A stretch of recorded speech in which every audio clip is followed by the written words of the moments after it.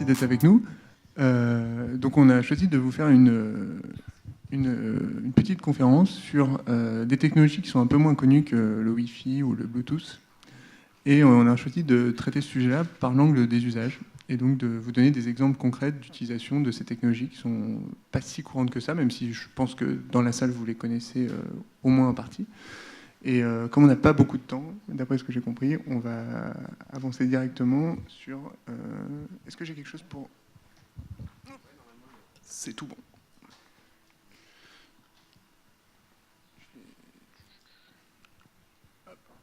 Et donc on a choisi de vous parler à la fois de Qi, qui s'écrit Qi, mais qui se dit Qi, de l'IFI, de RFID, et de NFC parce que ça se ressemble beaucoup. Et on a la chance d'avoir Benjamin, donc du coup on va parler aussi de Beacon.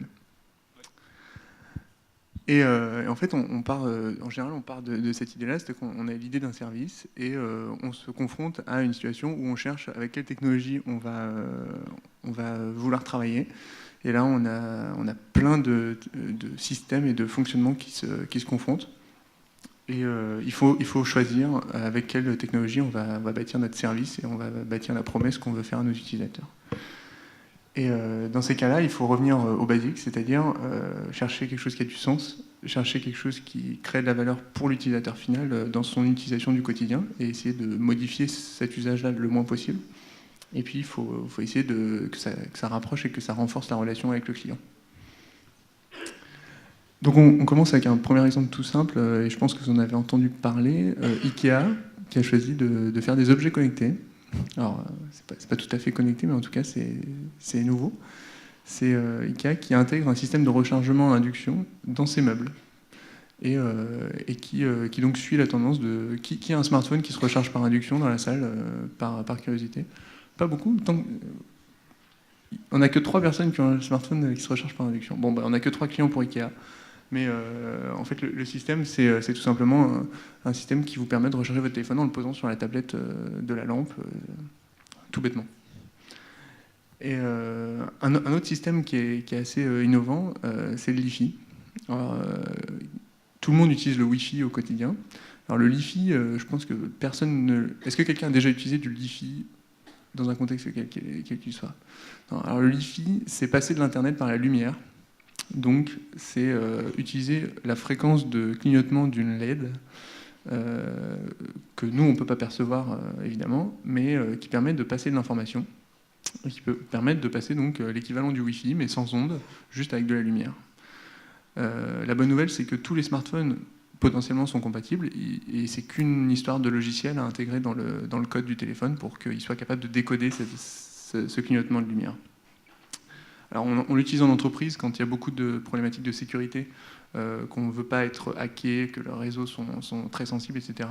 Le soir, quand on coupe la lumière, ça coupe le réseau. C'est bête, mais ça fonctionne extrêmement bien et c'est utilisé notamment au Canada dans des cabinets de consulting, etc., qui ont peur de se faire espionner. Si on n'est pas sous le faisceau de lumière, on n'a pas un gramme de réseau. Au musée, c'est utilisé aussi. C'est-à-dire que imaginez l'ancien audio guide qui est assez dérangeant sur la tête, etc. Imaginez que vous baladez avec votre smartphone au musée et que vous êtes sous un spot et que vous recevez l'information qui correspond à l'œuvre que vous regardez. Et dès que vous passez à la suivante, ça change de contenu sur votre téléphone. Alors, vous pouvez brancher vos oreillettes, écouter le contenu qui correspond, etc. Et tout ça, ça se fait juste parce que le capteur photo de votre téléphone reçoit le faisceau de lumière qui est au-dessus de l'œuvre. Les puces RFID. Qui a déjà croisé ou utilisé une puce RFID par le passé? Ok. Est-ce que c'était du NFC? Certains. Donc les RFID, c'est une petite puce qu'on croise de plus en plus souvent. Et en fait, c'est utilisé dans plein de cas. Alors, je vous en ai choisi quelques-uns qui illustrent bien le cas d'usage. Airbus, qui fabrique des pièces sur beaucoup de sites industriels. Airbus a maintenant intégré une puce NFC à chacune des étiquettes et des plaques qui fixent sur leurs produits. Voilà, cette petite étiquette-là. Et ça leur permet en fait tout simplement de suivre toutes les pièces détachées de tous les avions celles qui sont installées, mais celles qui sont en transit, etc.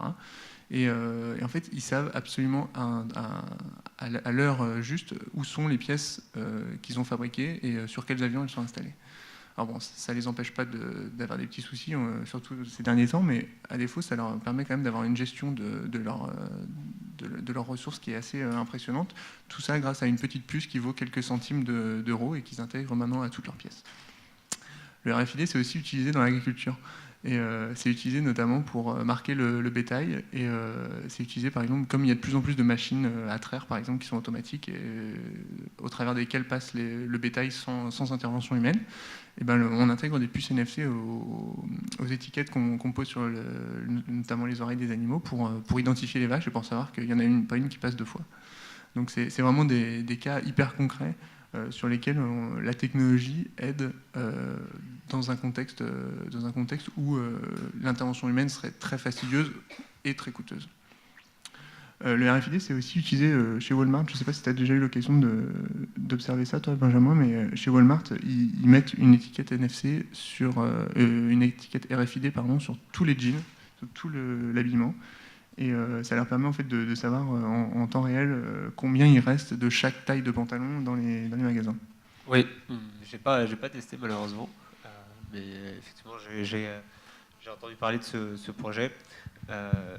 Et toutes les technos aujourd'hui sont complémentaires, je dirais, celles qu'on présente aujourd'hui. Et les RFID, comme le beacon, comme le LiFi, etc., sont tous très complémentaires parce qu'elles ont des caractéristiques vraiment différentes. Donc, ouais.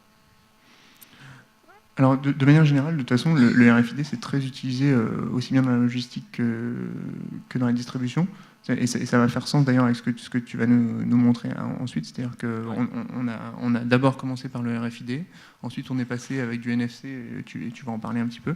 Et puis maintenant, on aboutit au beacon qu'on va voir juste ensuite. J'essaie de passer vite pour pouvoir vous faire tous les cas d'usage qu'on vous a sélectionnés. Alors, un usage un peu... j'allais dire rigolo, en fait, c'est pas très rigolo. Le RFID, c'est aussi utilisé, par exemple, au Mexique, pour s'implanter des puces de peur d'être kidnappé. C'est horrible, mais il y a à peu près 1000 gamins par an à qui on implante des puces RFID de peur que les enfants soient kidnappés. Au Mexique, ça a l'air d'être un vrai problème, et du coup, il y a un marché pour ça, et ça coûte... Alors, j'ai lu que ça coûte à peu près $2000. Si ça vous intéresse, il y a des articles qui parlent de ça. Et c'est encore une fois un exemple de technologie à l'usage de cas concrets, mais c'est un peu... On trouve vraiment, sur toutes les technos, vraiment des usages très différents. Il n'y a pas que le retail, il n'y a pas que l'événementiel, il n'y a pas que... Voilà, c'est un peu border, celui-là, mais... Il est un peu... Voilà, il y a vraiment tous les cas d'usage qu'on pourrait imaginer. Voilà. J'ai trouvé aussi un exemple de un peu le même système.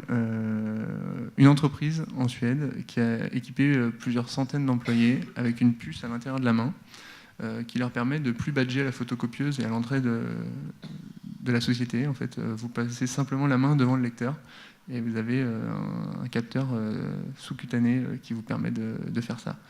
Alors, je ne sais pas exactement si ça serait bien accueilli en France, mais en Suède, donc il y a 400 personnes qui sont équipées de ça et qui ont accepté de se faire implanter une puce. Bon, si vous changez de société, par contre, c'est embêtant, vous l'avez fait pour rien et du coup, c'est compliqué. On passe donc... RFID, c'est un mécanisme plutôt émissif. Là, le NFC, c'est plutôt passif. Et on retrouve du NFC dans plein de choses. On retrouve évidemment dans les badges d'accès, mais dans plein d'autres systèmes. On le retrouve, j'imagine que ceux qui ont du NFC sur vos smartphones, vous l'utilisez pour appairer des appareils ensemble. Qui fait ça de manière générale avec un casque audio ou des choses comme ça? Ouais, il y en a quelques-uns. C'est aussi évidemment utilisé, on en parle beaucoup en ce moment pour payer, parce qu'on a des cartes de paiement sans contact. Par curiosité, qui a une carte sans contact dans sa poche là? Ah, là, vous êtes énorme. Bon, il y en a à peu près 200 millions en Europe. Bon, il y a une grosse concentration ici apparemment. Ouais, puis par rapport au paiement, justement aussi, le paiement mobile via le NFC, donc directement via le téléphone, donc via son iPhone maintenant depuis peu. On peut payer via son iPhone via NFC, et sur Android aussi, on peut payer. Ouais, alors on peut payer avec son téléphone, et on peut même payer maintenant avec sa montre, puisque bon, Apple a annoncé que sa montre était compatible avec le paiement NFC via l'Apple Watch. Donc si vous avez une Apple Watch, et que vous êtes chanceux d'avoir une Apple Watch, vous pouvez maintenant payer sans contact avec ce système-là. On l'utilise aussi pour payer son stationnement, on l'utilise dans plein de cas d'usage de la vie de tous les jours pour se faciliter la vie. Quand c'est une tâche répétitive qu'il faut déclencher une action qu'on connaît à l'avance, on présente son téléphone devant un tag et puis tout de suite ça permet de payer. Même les trackers d'activité maintenant peuvent permettre de payer sans contact, donc c'est assez marrant. C'est-à-dire que n'importe quel objet demain vous permettra d'être un moyen de paiement si vous le décidez, et pourquoi pas les objets que vous serez amené à créer aussi dans le futur. Alors on arrive au sujet presque le plus important, qui sont les beacons, et il y a plein de cas d'usage de beacons. Alors spontanément on pense aux push dans les magasins, etc. Et il n'y a pas que ça en fait, il y a plein d'autres sujets et d'autres cas d'usage des beacons. Effectivement, il y a autant d'usages qu'il y a de secteurs. Pour faire un rappel très rapide de la techno, donc c'est un petit capteur comme ça qu'on va placer dans les espaces physiques. Il y en a d'ailleurs au Web Today aujourd'hui. Et on va pouvoir interagir avec le mobile au fait du visiteur. Dans une distance de 0 à 40 mètres en fonction des prototypes. Et du coup, on va pouvoir interagir sur ce mobile à travers une application. Donc dans le retail, nous, on travaille par exemple avec Darty, et ça sera avec l'application Darty qu'on va pouvoir interagir avec l'espace physique du magasin. Donc quand je vais arriver dans le rayon TV, je vais recevoir un push notification sur un produit ou une information de produit. Quand je vais arriver dans le rayon électroménager, je vais avoir une deuxième information, etc. Donc ça passe forcément par une application mobile pour interagir avec les beacons. On prend quelques cas concrets pour Ouais. illustrer ça. Alors, le fonctionnement basique, c'est souvent c'est une pile, un petit émetteur, c'est du Bluetooth. C'est ça, donc les beacons sont complètement autonomes dans le sens où on n'a pas besoin de les connecter dans un réseau 3G ou Wi-Fi. On a juste à les placer dans des points clés au fait du magasin ou de l'espace physique. Elle va émettre au fait une onde Bluetooth Low Energy pour être plus précis, donc de 0 à 40 mètres. Elles sont équipées d'une petite puce Bluetooth avec une petite pile bouton qu'on peut recharger. Donc voilà, la techno est très, très simple et facile de déploiement. Et on n'est pas spammé systématiquement comme on a tendance à le penser en fait. Non, parce qu'en fait, il y a plusieurs prérogatives. La première, c'est qu'il faut une application. Donc, si on n'a pas l'application du magasin, par exemple, ou de l'événement, on ne peut pas recevoir le message. Et il y a des opt-in, en fait. Dès qu'on télécharge ou on fait la mise à jour de l'application, on va avoir des opt-in du type souhaitez-vous être géolocalisé, souhaitez-vous recevoir des promotions géolocalisées, etc. Donc, on avertit vraiment le consommateur qui va interagir avec l'espace physique, qui a une nouvelle expérience client qui va se mettre en place. Donc voilà, l'idée c'est vraiment pas de spammer le client. Pour parler de cas concrets, aujourd'hui nous on discute par exemple avec des médias de type M6 ou 20 minutes, et certains médias ne voudront pas en fait pusher du contenu, donc ne voudront pas à travers les beacons faire du push notification. Par contre, ça les intéresse de faire du retargeting, c'est-à-dire quand la personne va arriver dans le rayon frais de Carrefour, ils vont pas forcément vouloir pusher une notification à ce moment-là parce que trop intrusif pour eux, parce que c'est pas le bon moment, parce que 20 minutes c'est un média et ils veulent pas pusher une promotion. Du coup, ils vont faire du retargeting, donc ils vont renvoyer l'information comme quoi cette personne est bien passée dans le rayon frais, et ils vont la retargeter plus tard. D'accord. Donc c'est utilisé, le beacon est utilisé à la fois pour amener du trafic en magasin et puis après en magasin pour renforcer la relation client en fait. Exactement, tout est lié, c'est-à-dire qu'aujourd'hui, quand on passe dans la rue, on peut être capté via le géofencing, donc via le GPS. Et justement, quand la personne, on l'attire dans le magasin via une information, une promotion, au moment où elle rentre dans le magasin, le beacon va pouvoir capter son attention à nouveau et on peut très bien mettre en place, par exemple, un programme de fidélité. En fait, à chaque fois qu'on rentre dans le magasin, la personne peut gagner des points parce qu'on sait qu'elle est dans le magasin, on l'a capté avec le beacon à travers l'application du magasin, par exemple. Et là, on peut vraiment créer un scénario avec de la gamification. Voilà, j'ai tant de points, il me reste encore tant de points pour gagner une promotion ou gagner un produit. Donc voilà, on peut vraiment créer des nouveaux systèmes de fidélité. Alors, j'ai lu des cas d'usage un peu particuliers où on peut arriver à l'hôtel et en fait que la porte de sa chambre soit déjà ouverte. Parce qu'on a été détecté par des beacons et donc on n'a plus besoin de faire le geste d'aller ouvrir la porte, la serrure de la porte. Effectivement, on arrive, le beacon au fait nous reconnaît automatiquement, donc déloque au fait la porte d'entrée pour pouvoir entrer directement. Dans un schéma retail, il y a PayPal qui a créé un système similaire, c'est-à-dire que quand on arrive chez un commerçant, PayPal au fait nous reconnaît automatiquement et au fait ouvre notre compte PayPal directement. Donc il y a vraiment de l'automatisation qui est en train de se mettre en place. Et alors, un des grands endroits où on est perdu en général, c'est l'aéroport. Oui, j'ai été encore ce matin à l'aéroport de Lyon. Benjamin est arrivé de Lyon ce matin et il a pris l'avion à 4 heures. Et du coup, au niveau de l'aéroport, il y a plusieurs choses à mettre en place. Il y a notamment Virgin Atlantic qui a mis beaucoup de choses en place pour du guidage, de la géolocalisation d'un terminal à un autre pour guider dans l'aéroport. Il y a aussi du check-in automatique. Donc j'arrive dans l'aéroport, je suis automatiquement checké et on me donne automatiquement mes informations qui correspondent à mon voyage, à ma réservation. Ok. Tu m'as dit aussi que pour le principe d'identifier quel était mon vol, etc., ça jouait pas mal. En fait, il y a beaucoup d'usages en fait, dans l'aéroport finalement. Oui, voilà, là on en a cité deux, c'est-à-dire le guidage, la géolocalisation d'un point A à un point B dans l'aéroport, le fait d'envoyer directement les informations de mon vol quand j'arrive à l'aéroport, mais aussi de l'information purement informative, on va dire. C'est-à-dire j'arrive au moment où on doit checker au niveau du pass de sécurité, et là on m'envoie des informations du type vous devez avoir tel ou tel produit dans votre sac et ces produits ne sont pas, par exemple, autorisés dans votre sac à l'intérieur de l'avion. Donc voilà, il peut y avoir vraiment de l'information client pure et dure, quoi. Alors, un des exemples les plus chouettes, c'est celui qu'on a derrière nous, c'est l'exemple de Nivea qui a fait un truc assez chouette au Brésil il y a quelques mois, Ouais.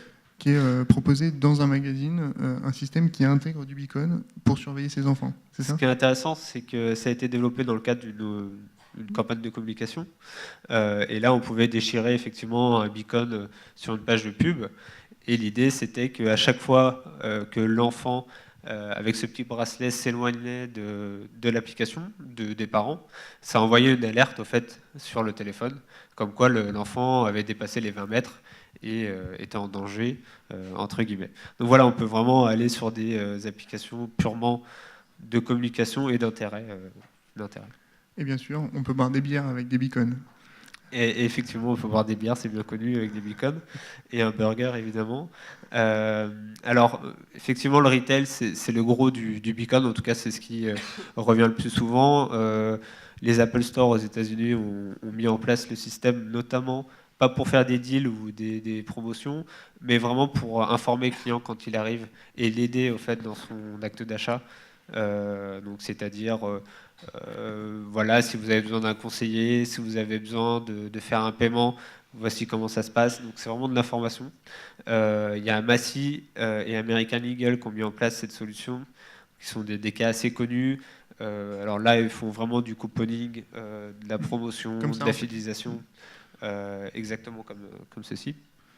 Donc voilà, en fonction des acteurs, il y en a qui parient vraiment sur le côté information, il y en a qui parient vraiment sur le côté fidélisation, gamification ou sur les promotions, ça dépend des objectifs. Et en France, on a des cas déjà d'usage déployé de beacon ?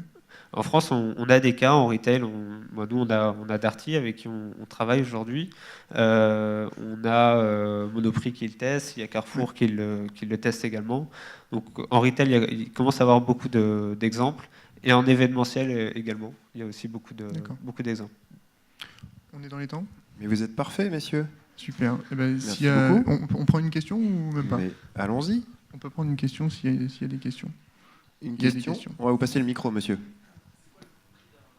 Le prix d'un Quel beacon. est le prix d'un beacon? Alors le prix d'un beacon va dépendre du fabricant, mais généralement pour un beacon, il faut compter entre 25 et 30 euros. Voilà. Mais le beacon qu'il y avait dans la page du magazine, chaque magazine avait un beacon de 25 euros Alors, à déchirer? Je pense que là, pour le beacon du magazine, il y avait un effet d'échelle, du coup ils avaient un prix, je pense, assez abordable. Bon, là il était gratuit évidemment dans le magazine. Donc après, on peut faire des beacons de manière en volume, avec, voilà, avec un coût par beacon très faible, quoi. Mais vraiment là, si on achète un beacon là aujourd'hui, ça coûtera entre 25 et 30 euros, quoi. Ça marche. Une deuxième et dernière question? Deuxième et dernière question, ou pas? Ouais. On en a une. Allez-y, on va la répéter, on va faire comme ça.